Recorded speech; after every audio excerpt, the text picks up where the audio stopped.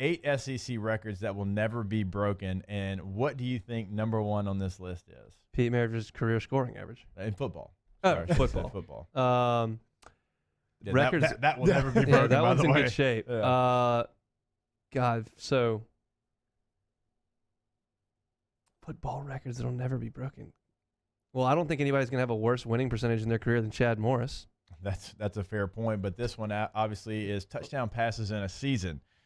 Joe Burrow, and look, we all knew the record, but when you sit back and you look at it, and he gave us like a nice little round number, right, 60, and he shattered Drew Lock's SEC record by 16 touchdowns. And this is something I wanted to bring up, and we'll talk about quarterbacks coming into next year, but as I'm researching it, I look at LSU had 59 touchdown passes in the previous 4 seasons.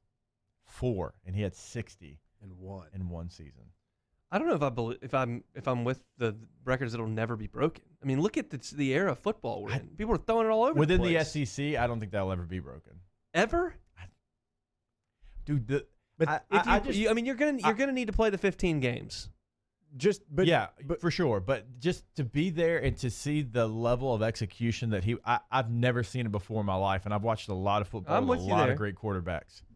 But think about this too. That was arguably the best college football team with the Heisman Trophy winner at quarterback, and he got 60. Like, you would have to reach that number, you would have to have a similar team. It's 4 touchdowns a game for 15 games. I mean, it's brutal, but it's not that wild. Dude, 16 touchdowns is how much he broke Drew Lock's record. 16 was the number Joe threw the year before. Yeah, no, trust me. I watched the season. It was really good. But I'm looking at this era of football, and you get in the 15 games. You can throw 8 touchdowns against ULM if you want. Well, here, Gordon, I think is Anthony Gordon from Washington State, threw 9 against UCLA, and he didn't have 60 this year. No, because his team sucks.